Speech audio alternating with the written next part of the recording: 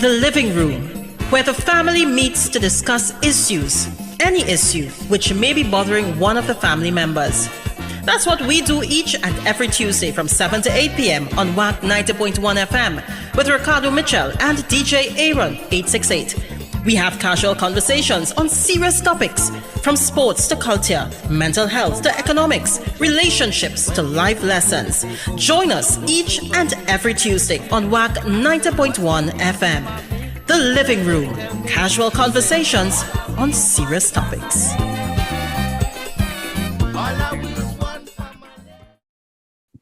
It is currently a couple of minutes after 5 p.m. if you are situated in the east coast of the United States of America. If you are in Trinidad and Tobago, it's just about 6 p.m. and you are locked onto the True Nation station, WACK 90.1 FM, where we are Culture Crazy. And right off the bat, let's kick it off as we always do, all right? Must give thanks and praises to the Almighty for granting us the gift of life and seeing another day. No matter what time of day it is, you must always give thanks.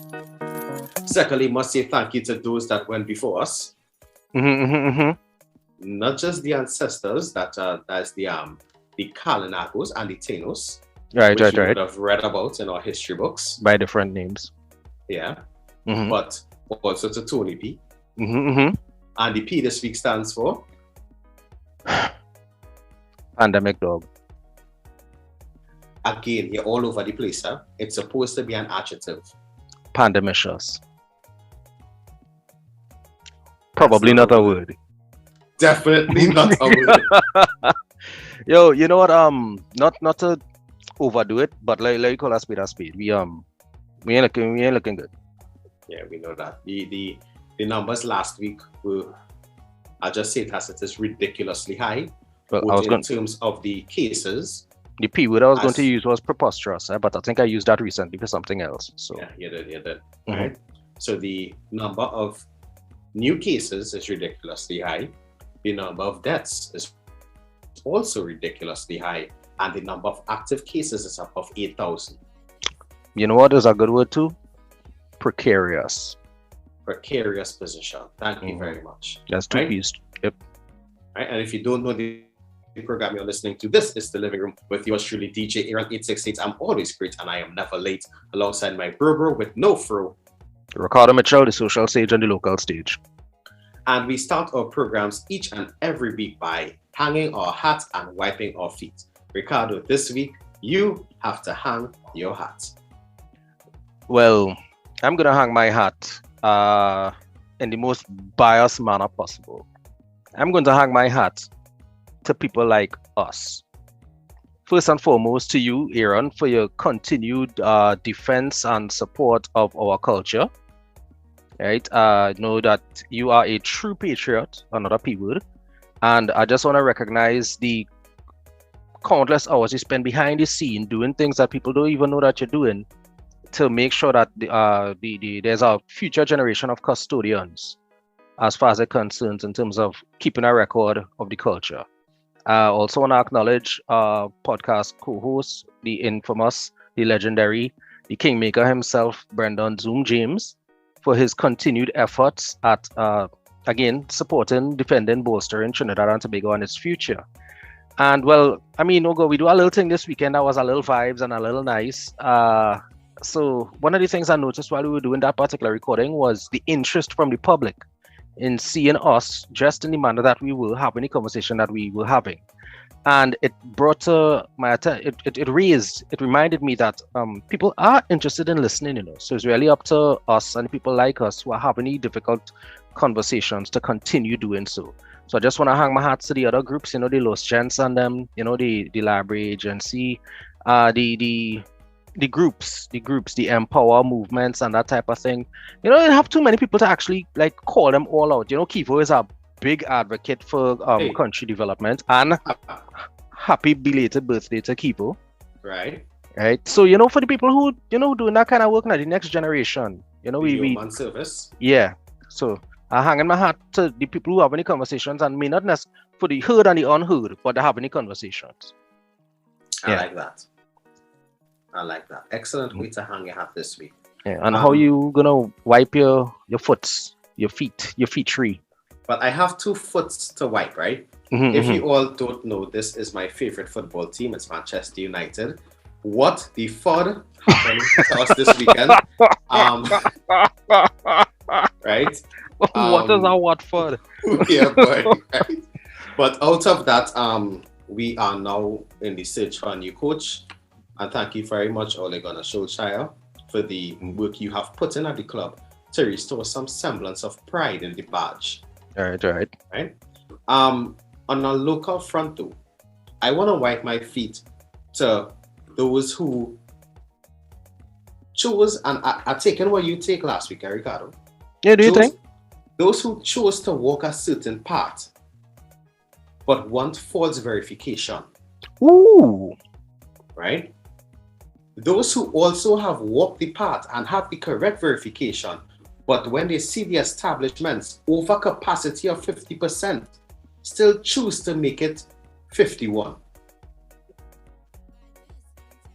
Word. See what I did there? Well played, sir. Sometimes the place you want to go is not the correct residence.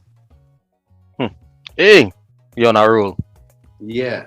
Yeah. Right? So guys, we are in the midst of, I don't know what wave to call this, but the caseload is increasing constantly. Let us please put an ease on our overburdened healthcare workers and make the right choice. And if you know that the establishment you're going to is already at capacity, turn around and go somewhere else, or even better, head home. Be more responsible in your decisions. And if you are positive for COVID and under home quarantine, stay to hell home. Ooh. Yeah. You know, I kind of just want to chuck a little toe on that mat. But here what's going on. You see, if you're having a... You have to physically distance, you can't come too close. Yeah, well, you come off the mat by now, ain't? You notice a big mat. It's one of them rollers, them rock that has run the whole way. Right, So, right. what a runner. Yeah, that's what's called. So what going on is, there are people who may not go to a bar and lime. They might do a little something home. They might invite family and friends over. They might have a private gathering. But here the catch now. Don't overdo the numbers now. Not because you're home, mean you could 36 the scene. That's You the amount understand? I guess we're looking for. Yeah, understand. Anyway, the fact remains is that you're still only supposed to gather in 10. Not in 10, sorry. Because people will say in 10 might mean multiples of 10. Multiples of 10, yeah. A maximum of 10 persons.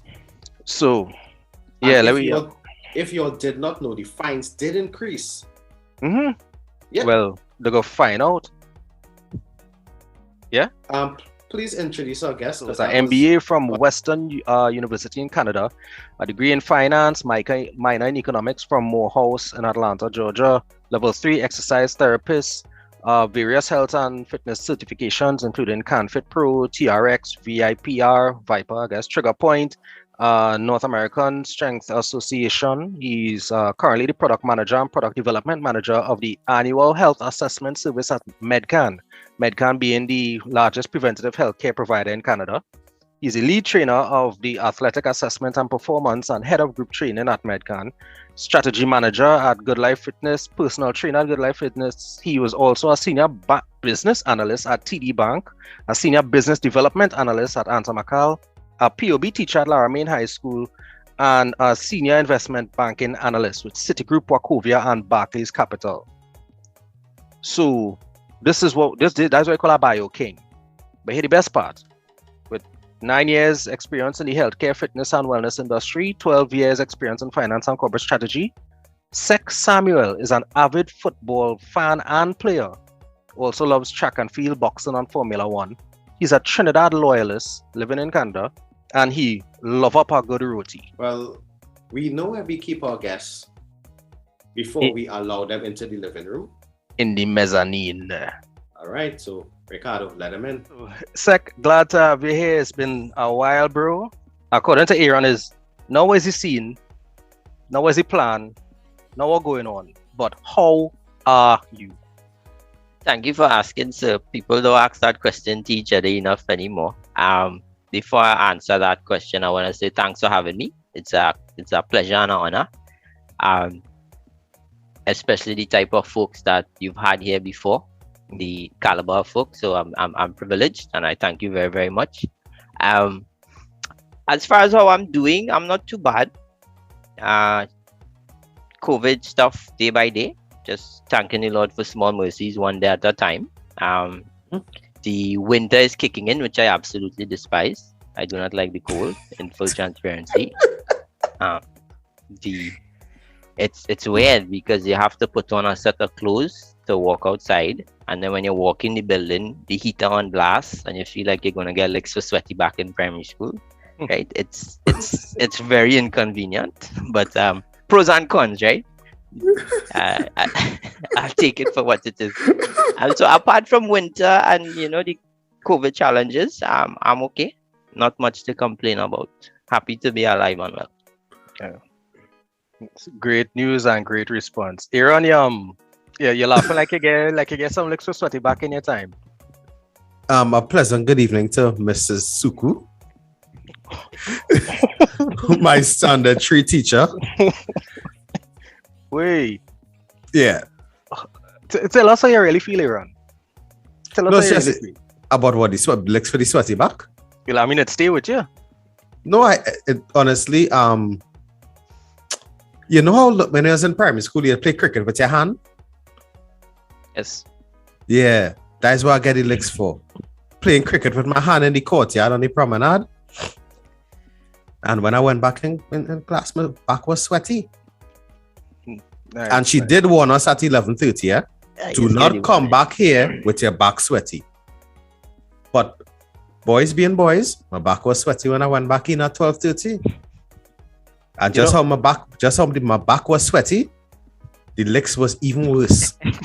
Yeah, when you get a nice hard lash on that wet back, sir. That's a pretty good way to segue into what it is we have Sekh here to discuss, because there was a consequence because he didn't acknowledge the preventative measure that was put in place to prevent to protect you from that particular consequence. And you're right, as men, we don't necessarily listen to the precaution. There's a joke that I probably should not tell, but you're going to anyway. Of course, because there's a big new artist out of Jamaica called Ja Prevention, because he better than cure. Yeah? No? Yeah? No. I don't know if I'm making it, but we can move on with it. It needs to. And you'll put stale joke of the year. Why did it be like that? So Sekh, this is a good way to start.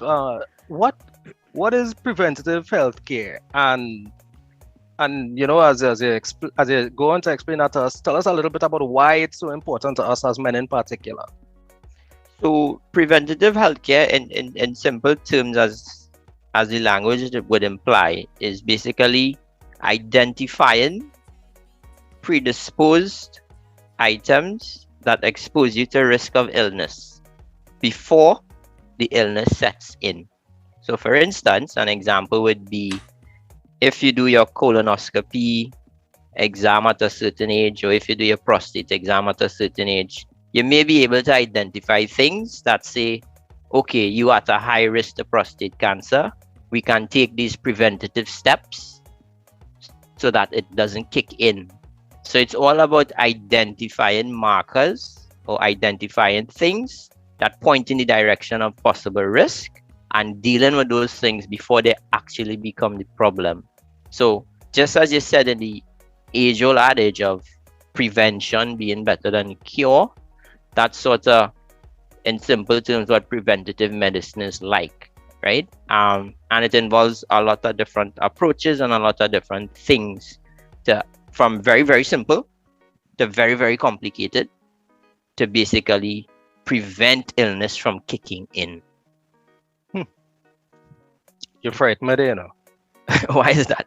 When you say prevent illness from kicking in, it's almost as if there's an inevitability of illness, and the kicking in part is the thing that we could manage. Agreed. You're absolutely correct. By physiology, by human nature, we are not infallible. We are predisposed to illness regardless of who you are.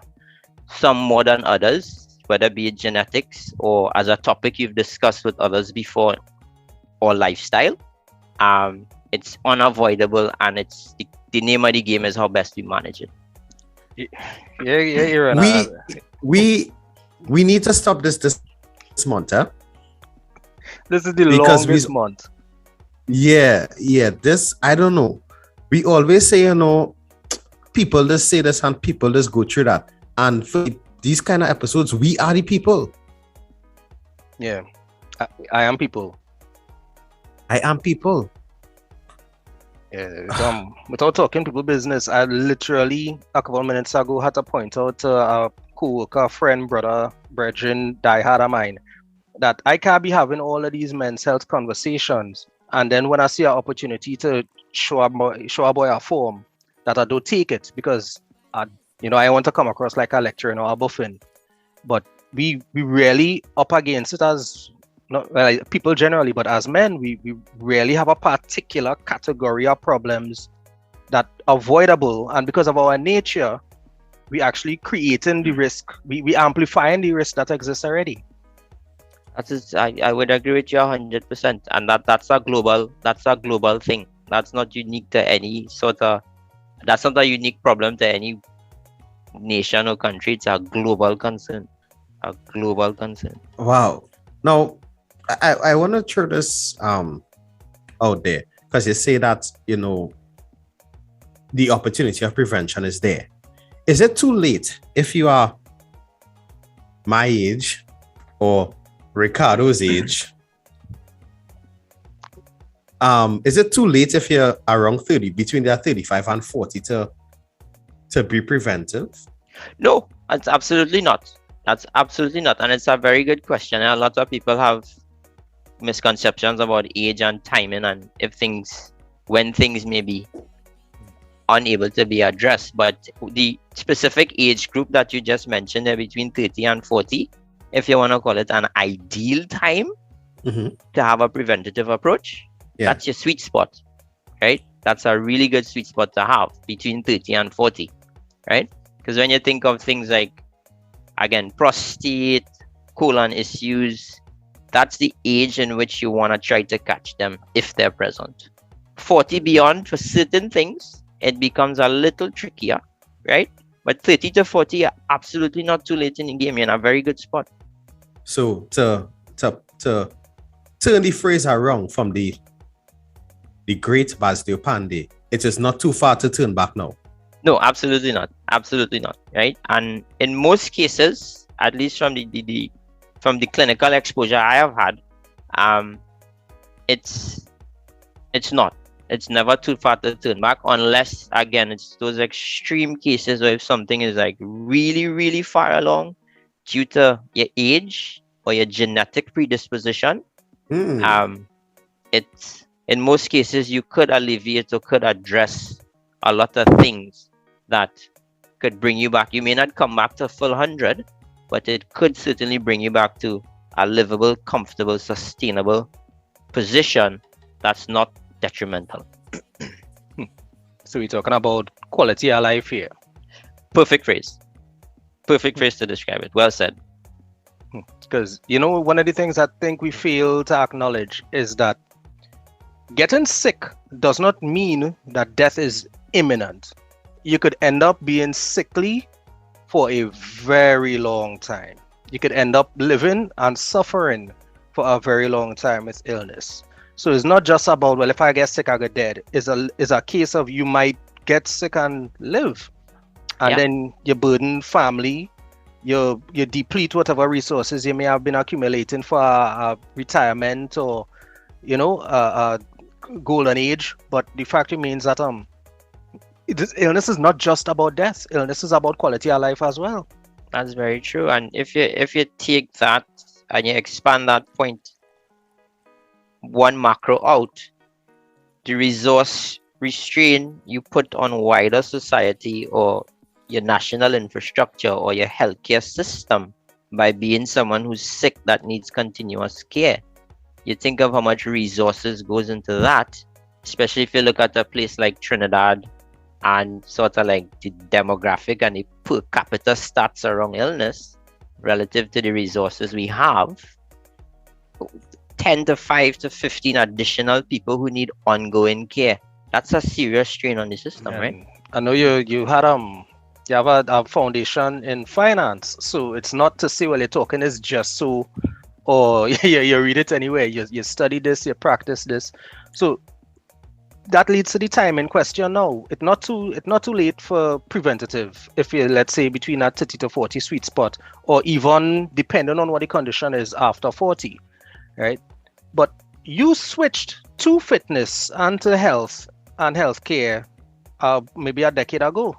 Just about. That means you would have been getting into that 30 thing. What was your motivation to make a switch from, let's say, finance into healthcare? So I'll be totally transparent about something, and I'll take a couple of steps back to give you context. Mm-hmm. I never liked finance. I never chose finance consciously, right? What happened to me was I had the opportunity to go abroad to study, right? I got into a decent school, and in school, I wanted to do geography. I wanted to be an oceanographer, right? But not knowing much back then, or Trinidad not having as many opportunities. Back then, you couldn't Google oceanography and learn what it is or learn the career path. Yeah. So I just followed a school system where opportunity presented itself, to be totally honest. So I went abroad to study. While in there, the easiest thing to do when speaking to people, the easiest thing to get a job from was finance. Okay, so I'll study finance. The banks come, the banks recruit, I take a finance job. Okay, you have a decent paying job, you work towards your goal. All right, I'll keep my head down in finance. And that's how it went. I am not a lover of finance. I didn't say I want to be a finance person. I just pursued opportunity when it presented itself back then. And the turning point for me was when the financial crash came in 2009, and I lost my, well, not obviously, but as one of the people who was fired, to put it, I'm not going to dress it up. Right. I had to come back home because your work visa not valid. And if it's two people I don't mess with, is the tax man and the immigration man. Right. So I come straight back to Trinidad. And then coming back to Trinidad, I had some downtime. And I really started to, take care of my health and my fitness. Because when working in banking, at least it's very stressful. I was very unhealthy. Like hair couldn't grow on my face, right? I used to have all the amount of time you spend in front of desks, day in, day out. You go out and you drink with clients. You drink coffee the next morning to stay functional. You work another 12 hours, and you do that for 5-6 years. It's going to impact your body. So when I came back to Trinidad, I had an opportunity to really assess my health. And I realized, you know what, you ain't going to be young forever. You need to check this. And in doing that, you start going to the gym, you start doing basic things, you start talking to one or two people, and you begin to learn. And then I'll say, okay, I need to make a more conscious effort. And then when I came back up here for grad school, with the little bit of knowledge I had, I ended up teaching a fitness class to make money, right? So I've taught a little fitness class while in grad school. And then I got one certification, the other certification. And, it was just a side thing. I took a job in a gym while I graduated from grad school with the objective being, again, I'm just going to do this to make some money until I find a real job, right? And that was the thinking. And then I got a job, and then I realized I'm just going to repeat this banking cycle. I'm not going to make the same mistake twice. And then I said, you know what? So I walked away from the bank this time, and I went back to that gym to work full time. And then I really, really began to get knowledge and understanding. And then from that gym, my mentor, he went across to head up the training practice at MedCan. And I followed him. And that's how I ended up at MedCan. And then as time went by, working on different projects, exposure to certain things, that's when I sort of get to bridge my business background with the health and fitness. So that's sort of just the story of where the switch happened and how it happened. Wow. Listen, as I don't believe that there's a relationship between Canada and Trinidad and Tobago. I'm just saying that I know a couple of people who've managed to find themselves and reinvent themselves in Canada. So big up to the Maple Leaf. Well done.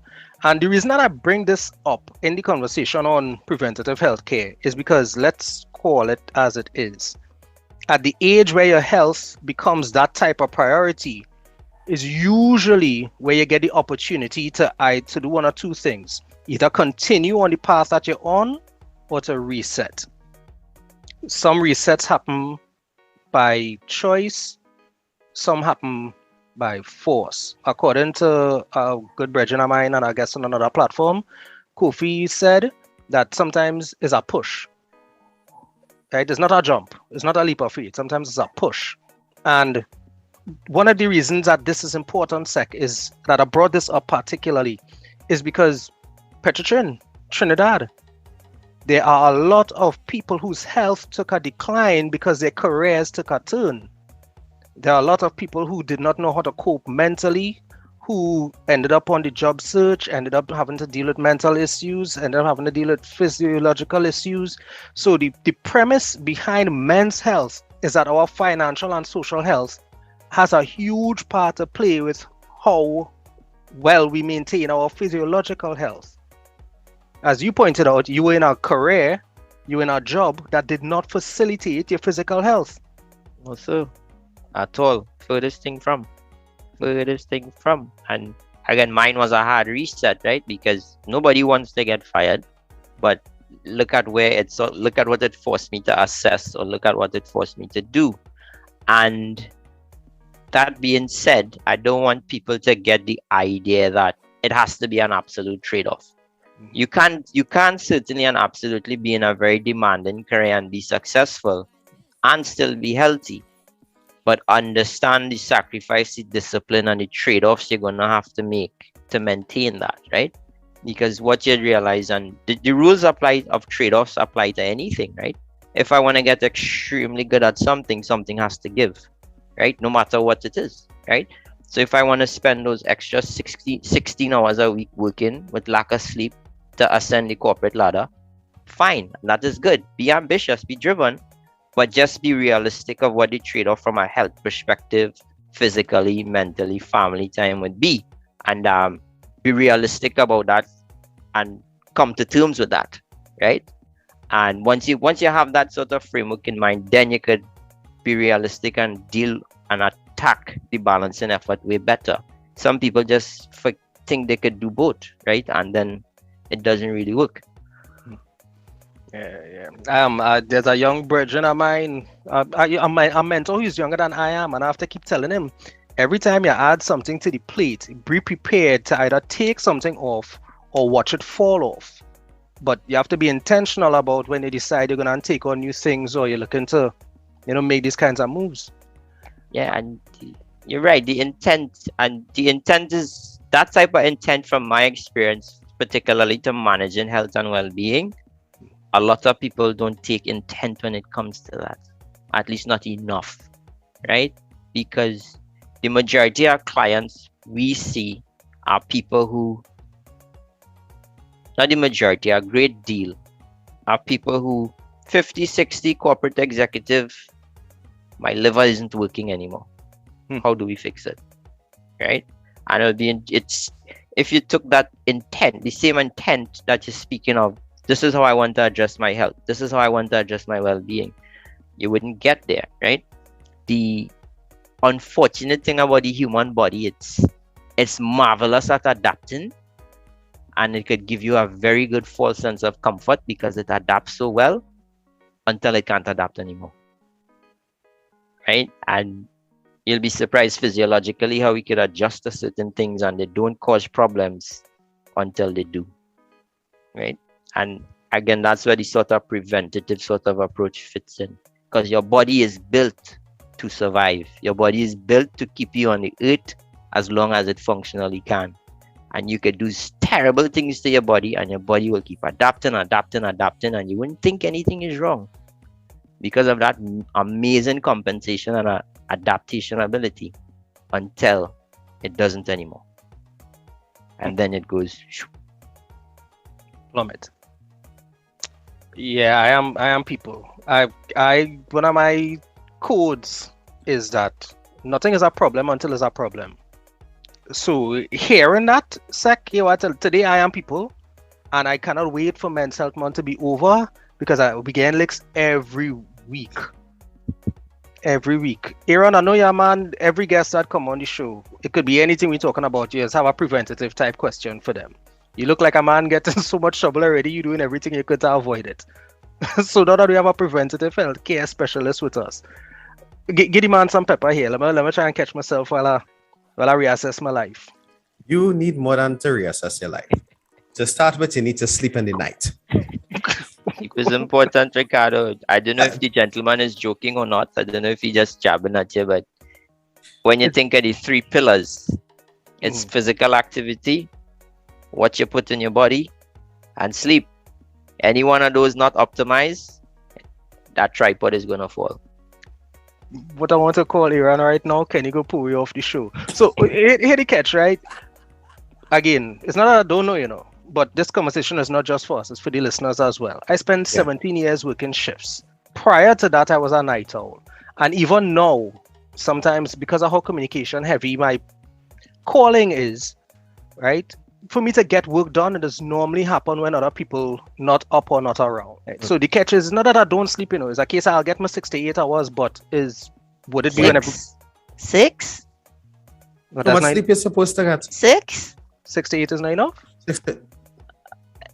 8, 7 at least. 8 and ideally 8 and more. At the 6, again, you'll have different experts, you'll have studies, you'll have different people with different views. But again, for most of my clinical exposure and the folks I work with, 6 not cutting it, sir. And that's just friendly advice. I'm not trying to be critical. Ricardo, I'm sorry. Wait, Aaron, you and I I'm sorry. Aaron, you and I going to have a conversation. Thanks, man. I'm real sorry because I honestly thrive on 6 hours sleep right now. Well, it's interesting you use the word thrive. Huh? I don't know what context that's in, but you definitely need more sleep than that. Especially just given daily demands on the rigors you put your body through, your work demands. It's 6 to 8. 6 is barely scratching the surface. Barely scratching the surface. The amount of people are gonna tag for this episode, eh? I am people. Boy. This one hits a little hard tonight. If you don't mind me asking, like, what was your rationale? What was your source of information, or to say, okay, 6 is okay? Like, it's not really a source of information or anything like that. Generally, I tend to go to bed at 11, and I wake up at 5 or half 5 every morning. Once that sun, even though I have blackout curtains, peek so through the window. Your body conditioned to hit up at 6 hours.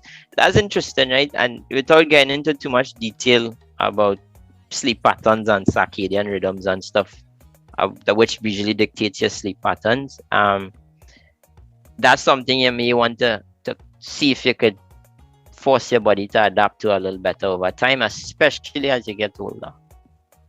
Right? No problem. But again, I don't want to belabor the point or get into too much boring science on that one. It's like, this is not boring science here. Because this is our wake up call. See what you did there. So like for instance, in Ricardo's case, let's say for instance, his body has adapted to shift work, or his body has adapted to shift times because it's necessary for his employment or, for his career. Then the trick is, if you get that 8 hours sleep between 2 in the evening and 10 in the night, and I just train out a random time, then get it in, right? So in your case, it's a necessity for you to work certain hours, great. But make sure you're getting that 8 hours sleep somewhere, right? And so, if it's go ahead, sorry. So if let's say, I taking a nap lunchtime. Yeah. That's great. If that adds to your total, if for some reason you're not able to get 8 hours continuous sleep, which is ideal, right? And you could take rests or short breaks during the day, it helps, because I always draw reference to think of a baby. A baby has a magnificent growth spurt. Like the exponential growth a baby experiences for everything is because all he or she does is eat and sleep. Right? Think about it. Yeah, the cognitive development, the development of the organs, and that need of rest and digest after you do all the hard work and stress yourself and activity, the rest and digest piece is just as important as the heavy output piece, right? They even come back to bodybuilders. Bodybuilders are able to put on a lot of muscle and a lot of mass because they stress their bodies, and then all they do is eat and sleep. Right? Yeah. So that's human physiology, right? So just to highlight the importance of rest for improving your physical and, as you know, your mental well-being, right? So just always think of those two things as data points. Why a kid is so successful at growing, and why a bodybuilder is so successful, or even professional athletes. Let's widen the scope of building physical bodies that's capable of doing so much, because they work, and if not more than the work, the rest. Okay. Now, really quickly, this wasn't something that we said we were going to discuss. We have something in Trinidad we call ethnic fatigue. That's not the term we grew up with, but I get it. All right, cool. It's a real thing. Yes, go ahead. As you're talking eat and sleep, ethnic fatigue, and as soon as you're done eat, you go and lie down and knock out. That's good, or we shouldn't be doing that when you hit that age, like let's say 30s? So it's a very good question, and again, different people give you different perspectives. I'll give you my view based on my experience, my learning, my knowledge, right? So that's my caveat. So when you do eat, eating is necessary, right? That's your fuel source, that's your source of energy. When you do eat, blood flow goes to your digestive system, right? That's why, and blood is sort of dictates a lot of things. You need blood for oxygen, you need blood to transport all the necessary things to your body. So when you do eat a lot of food, the reason you feel tired, it's twofold. The reason you feel tired is a lot of blood now has to rush to your stomach for digestion.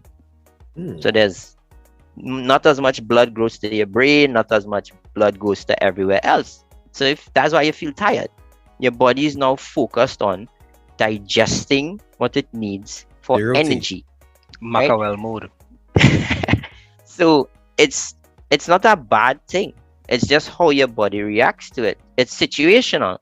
I would say it's a bad thing to do that if you know you have a meeting right after lunch, right? I would say if you know you have the time, if you eat a lot of food and you have the time to take a nap to let that food digest properly, then that's ideal. So that's actually a good thing. So the siesta system then has merit. Oh, call it where it is now. I don't know what you're talking about. I'm talking about the culture in Spain, and I think it's Italy as well. Venezuela. That has its downside because overall productivity of a country is affected. Oh, right. Thank you for Ricardo. It's not a good idea to have everybody sleep at the same time. Fair enough. But after you eat the roti, you could sometimes take a nap. I would say, and your food will digest better. That's what your body is doing. Your body is saying, shut everything else down. I need to focus on proper digestion. So we send blood to the digestive tract and let's digest that. Because remember, one of the primary functions of your brain is calorie usage, calorie restriction. How do we get calories, right? Your brain is wired to go after calories because that's the main fuel source of how it functions. So if the brain now says, okay, food inside the tummy, I need that energy to survive, all resources will go there. And so if you can eat and do absolutely nothing and lie down, that's the most efficient way to digest food. So, Aaron, I am going to test that theory. You always testing that theory. What what I want you to do, you see that "Don't Eat and Lie Down" song? I feel like I'm going to take a listen to that to see if it have any merit to it. Again, I'm interested to know where the notion of eating and lie down is a bad thing physiologically. It may not be an ideal thing productively, right? To understand the distinction. If you have a meeting or you have deadlines between 2 and 4 p.m. and you're eating a giant roti at 12:30, may not be the best idea for your career, right? You're going to feel pretty good about it until you call you in the office. But from a purely physiological body functioning standpoint, eating and doing absolutely nothing right after is ideal. Okay. All right. Now, with the current global situation that we are in, there has been an upsurge in the recommendation, both by some professionals as well as a lot of self-taught medicinal practitioners, that natural medicines are better than Western medicine. Is there any credibility to this? It's a very good question, right? And I'll explain a few things.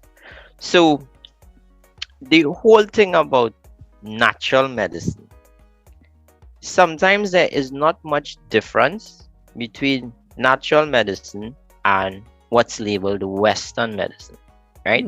And I'll give you an example. Let's say, for instance, you need and I'm just keeping it simple example, right? Let's say, for instance, you're not feeling well, you need vitamin C. Traditional medicine might give you some juice made from orange, mango, they might throw some Karaili in there, right? And a piece of bird pepper, right? Because all those things are good for fighting colds and they have vitamin C, right? Western medicine may tell you, buy these vitamin C supplements.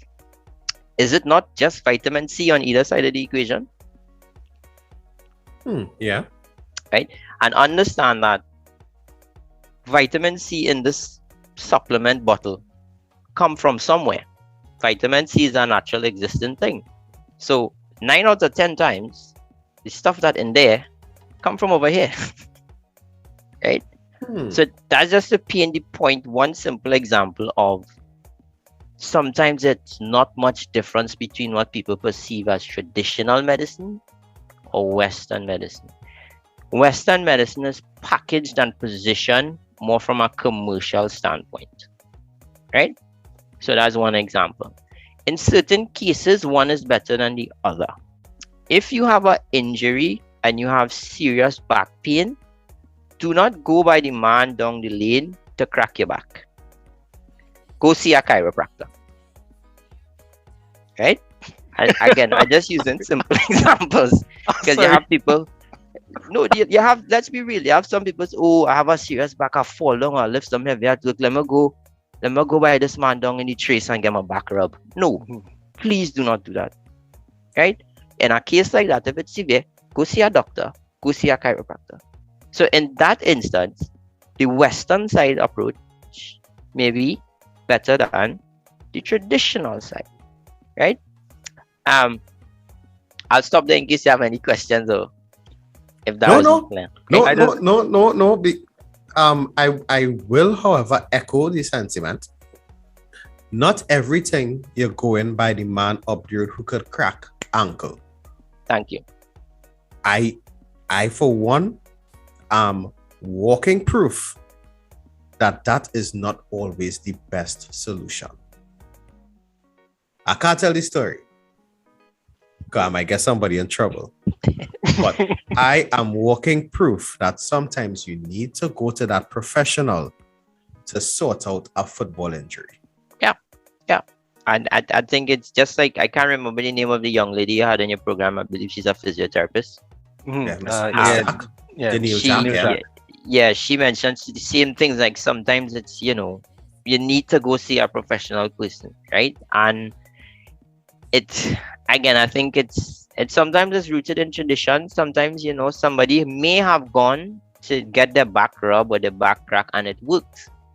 But we can't assume that based on that one person experiences that all back injuries are the same or all the same things would solve it, right?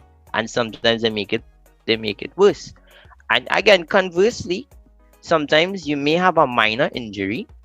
You may go see a chiropractor and he or she may tell you, I'm going to recommend you to the sports surgeon, pay $60,000, we'll repair your ligaments. When all in actuality, your ligament is not fully torn. You just need to rest it. You can rub it with some Wonder the World and soft candle and you're good. Ah, boy. Right? So you have to be careful when someone is motivated by commercialism on one side. Sometimes they could recommend things that are not necessary, right? And I guess those are the long-winded answers of saying one is not necessarily better than the other. It's all situational specific. The one limiting factor that Western medicine has over traditional medicine, and again, I use the phrases loosely, the means to assess things, right? Whether it be technology, professional training, medical history, somebody on the Western side is way better suited to assess the nature of injuries or problems than a traditional medicine person.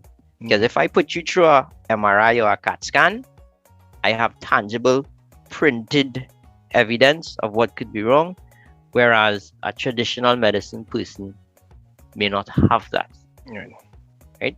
So that's the one thing I would say that the Western side has a clear sort of advantage on. That was a brilliant and unbiased answer, and I feel better for having heard that. Yes, as with most situations, the situation itself matters. So good stuff, man.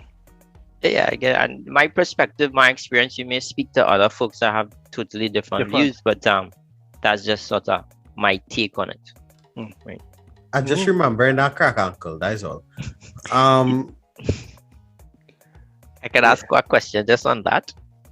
If like just to, I don't know, I'm not trying to again get too much into detail, but when somebody cracks your ankle, or let's say we go by somebody to get our ankle cracked, right? What does that mean? What are they actually doing from a physiological perspective? Insert answer here. So we're not sure, right? We're not sure, right? Ankle injuries could present themselves in different ways, right? It could be a ligament, it could be so many different things. If I have a ligament that's already stretched in my ankle that's causing instability, right? Cracking it is the worst thing I could do. I'll make it more unstable, right? If I have something where my ankle is stuck and immobile, so it's affecting me, then cracking it could improve it, right? So the general thing like, okay, I'm gonna crack my ankle, I'm gonna rub my ankle. We need to assess the injury or the problem before we decide what the solution should be. So that's like, oh, my ankle hurts and I'm going and crack it. That could be a very slippery slope, right? So all this is saying to me throughout this entire episode thus far is that prevention, not the stale joke Ricardo crack at the start of the episode that he left in, prevention sometimes means that you need to visit a doctor to assess properly what the situation is. You are correct. You are correct. So prevention is not going on Google and putting button over my right eye and that is what Google says it is. I just had a wrapper Wonder the World on it. That's not prevention. Prevention means assessment. There you go, sir. That's very well said. Proper assessment to identify things. You are absolutely correct. And that could be that could present itself, or that could be done in different ways. That is the idea of preventative healthcare being even early stage assessment or early response, that is great news, because sometimes taking that appropriate registered action would actually prevent you from making it worse. So that is good. Sekh, we were gonna ask you to give us 3 tips, but you've already given us 2 pretty solid ones already, in terms of the sleep and in terms of the proper assessment and the the value that traditional versus Western would have per situation, right? We, as Aaron says, getting perilously close to 7 p.m. So we're gonna ask if you could give us like a takeaway tip for, let's say, we in the sweet spot and we want to enact something immediately. What would be that thing that you would say to somebody who wants to start adjusting to that preventative healthcare lifestyle? So I'd say a couple of key things there. Assess your, and not necessarily in rank order. Mm-hmm. If you can afford it, right? Because I know the healthcare system is not the easiest thing to navigate from a cost perspective in certain places, i.e. Trinidad being one of them. If you have the ability to do a thorough checkup once to twice a year, that includes blood work, see if you can get that done, right? I know that may be a big ask for some folks, because again, the cost of medical care, getting things like that done. But you do not know what's going on under the hood until you look. And the best way to look under the hood is blood work, right?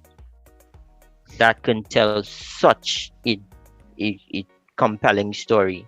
Like, simple example, I went to my annual, I felt good. I learned that my thyroid is terribly messed up. I would have had no idea, right? And that could lead to lymphoma, right? So get blood work done if you can, or some form of assessment 1 to 2 times a year to know what's going on. And I say 1 to 2 times a year because you have a base and you need to compare how things are changing. Be realistic about the best way to prevent harm to your body is don't do things that cause it harm, right? Plain and simple. Golden Ray is not good for you, right? KFC is not good for you. Excessive alcohol is not good for you. The best, if you don't want to damage your body, don't damage it. It's that simple, right? So assess your lifestyle from a what you do to your body, and that could, a large part of that is nutrition. Yeah. Assess your nutrition, be realistic about it, make the necessary changes, right? And the third thing I would say is, don't forget the mental aspect of your health. A lot of people do not look at that. A lot of people, for whatever reason, they seem to put that aside. They study about the physiological side. They study about all the tangibles, and they don't pay attention to the mental side of things, right? So if I were to put a couple of things in a nutshell, those would be the ones I emphasize. And now that I think about it in rank order, the first thing would be to prevent damage to your body. Just don't do anything to damage it. It's that simple, right? Look under the hood at least 1 to 2 a year, and don't forget the mental aspect of it, along with the nutritional aspect. The nutritional aspect is something that plagues the Caribbean. The per capita statistics for heart disease and obesity related diseases is alarmingly high, and it continues to go up. And a simple solution to that is dietary practices. I cannot harp on that enough. There's something that I want to just throw in here. For those of us that pay exorbitant amounts of money every year for our medical plans and don't utilize them, please start to do so. Right? Sometimes it includes a yearly medical. If you know there's a situation where you don't have the money up front to pay and you have the cards you could swipe, look for the different institutions that swipe the cards so that you don't have to spend the money. But if you are paying for a medical plan, please utilize it. And don't just wait to cash in on the critical illness or anything like that. No. Prevention is what we are trying to push toward. It's very, very good advice. And your objective should be never having to use that critical illness. I'll tell you something about that when the program finish. Sekh, what I'm telling you, right? We've actually managed to get through. We've gotten through pretty much everything that we said we wanted to discuss, and it was fluid. We get bonus features because you know what I'm telling you. See that going to getting rob and going by the one down in the trace and on that's a thing where we have to acknowledge that a lot of people are more comfortable doing those types of things, but they may not necessarily be treatment. Those things might just be a case that you get the ease up long enough for you to have to come back. So you're right. If people are going to be motivated by commercialization on all levels, some of them will do it because it's the gift and they want to see you again, and some have no problems with you becoming a recurring customer. Very well said. So Very, very well said. the sleep we get licks for that. And yeah, anyway, as I keep saying, I get my 6 when I have work going on, but I get my 8. I keep telling people, don't study. I waking up 3 o'clock in the evening. When I went to sleep 6 o'clock in the morning, that's 9. Don't wild man. But I'll take my licks. And last question, really quickly. I see NASA in your bio. That NASA stand for. That I wish it stands for the rocket ship people. That's the North American Strength Association. Okay, all right, cool. So I wish it was the rocket ship people, but I ain't had that kind of brain. You had to talk to men like Mark George and Devon Phillip and Shane Frederick for them kind of if you want to get to NASA. We'll get to that. Yes, let put it this way: our ministry got to pay to bring them for us together for a conversation. And those folks will be, particularly those 3 names. I'm pretty sure those folks will be more than happy to help contribute content to have similar discussions with you. Time to wild this thing, man. Wow. As we close off, social media contacts and stuff like that, Sekh. I must admit that I am a dinosaur when it comes to those things. I have no real social media presence. The last time I logged on to Facebook was to do a group project in grad school. It's just not a platform I'm on. No, okay. I have nothing against it. I just don't utilize it. The closest thing I have is my Gmail account. So that's just not me. Sorry to say. And again, I'm not, by no means am I criticizing folks who have social media presence. I think it's a wonderful tool that can do a lot of good. I am just behind the curve. All I'm saying is when the time right, I think people would listen to what it is you have to say and the way that you say it. So let's put it this way: as the career evolves, you might end up with our entire team dedicated to your marketing. You get what I say? Yeah, I follow. If it gets to that stage, I'll come to you for some advice because I'll have no idea where to begin. Yes. Williams, where are you from? Will you call me? I call you Williams. You know the listeners of this station do not know. That's your last name? Yeah. You want me to take it out or?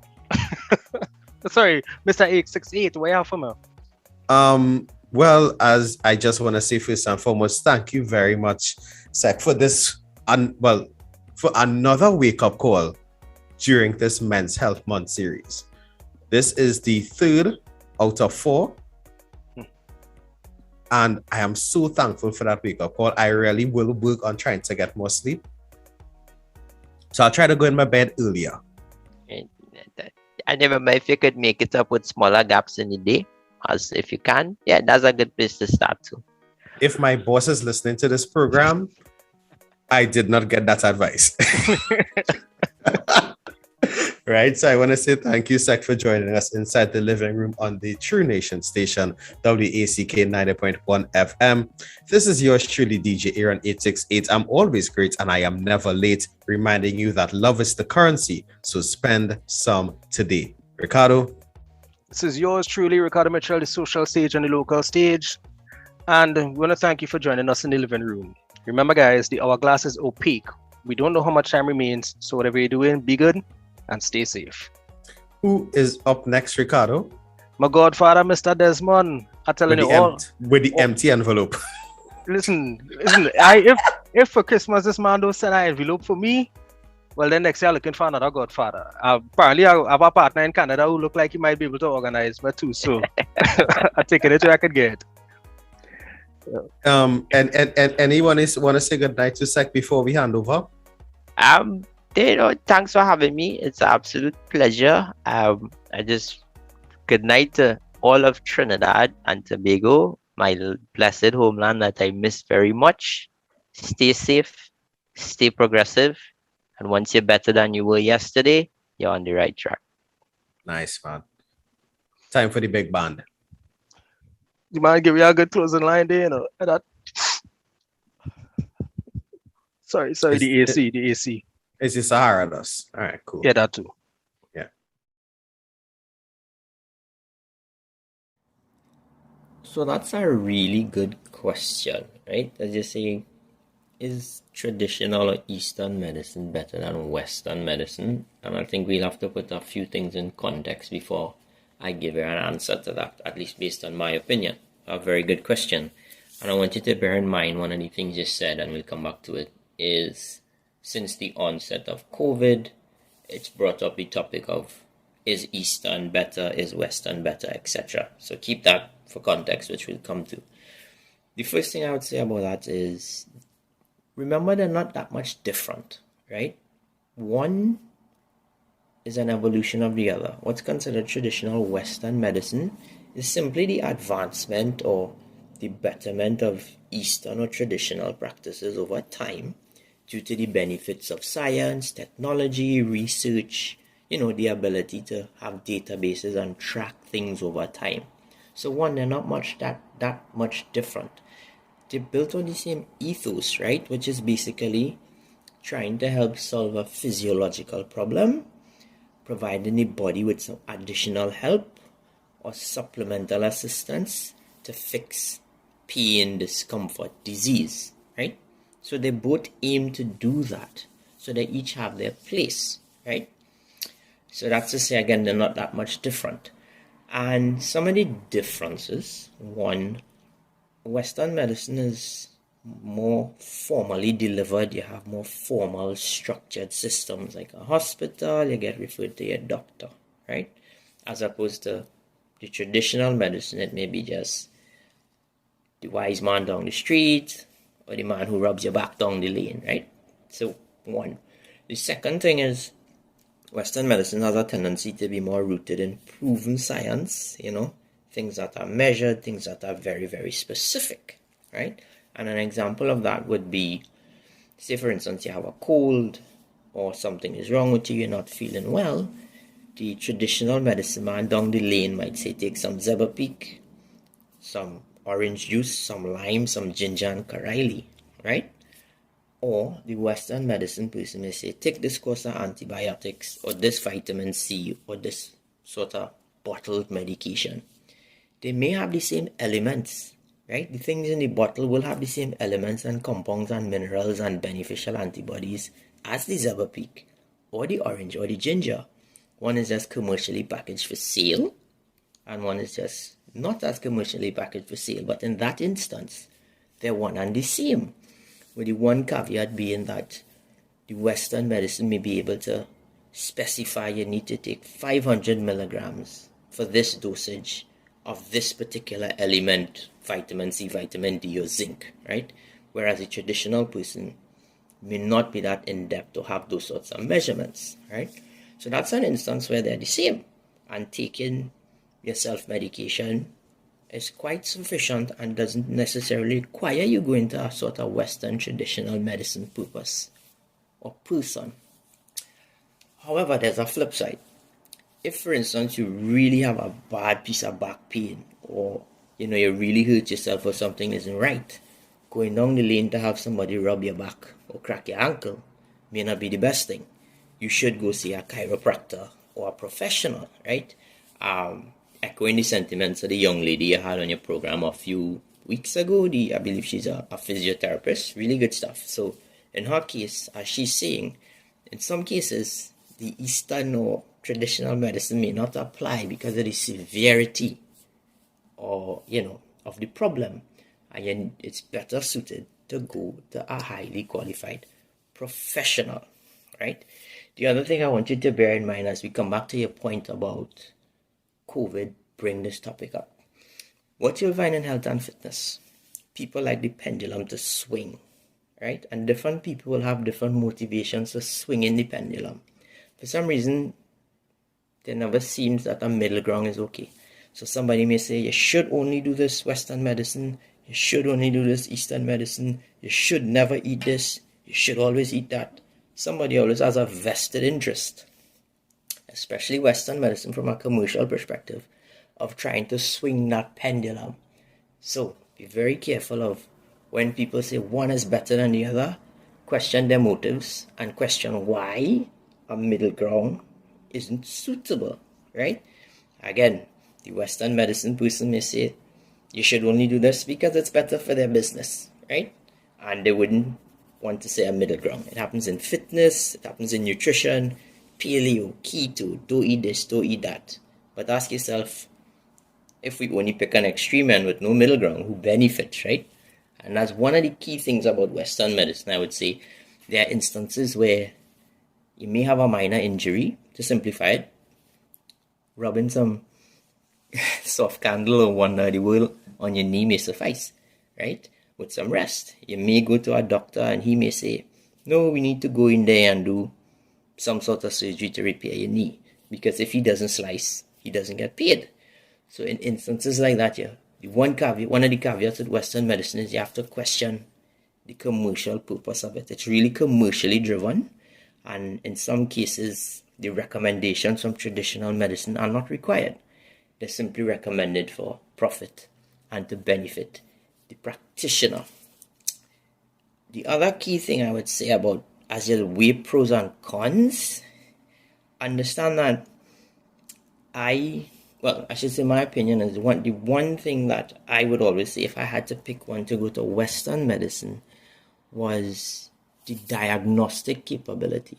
Because of science, technology, tuning in and finding and assessing and diagnosing the problem accurately, precisely, and in a more timely manner, that's one thing Western medicine certainly has over Eastern or traditional medicine.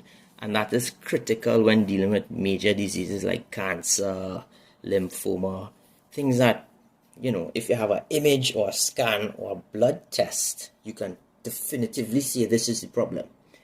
Eastern medicine doesn't have that capability, right? So for that simple factor, if I had to pick one, I would pick Western medicine, the diagnostic and capabilities and the precision. Because Eastern medicine can misdiagnose or not catch things in time, and it could get worse. And it goes against the whole preventative approach, right? That being said, I would never fault someone. Okay, let me backtrack. You have failed medical systems, right? In most cases, in most countries, the medical system is not built or designed to get to or allow access to the people who need it the most. And that's a fact everywhere. So if someone's only means because of economics or whatever the case may be is to go see the man down the lane, is to go see the bush doctor, I would never tell them no, because that may provide you some relief versus having none, right? So again, that's why I say Eastern medicine has its place, right? And I think that's kind of key point we need to think. But again, just my views, and all in all, that's sort of my take on it. So I don't know if you have any questions. I know I said a lot, but what can I answer? What follow-up you may have? I hope that made sense.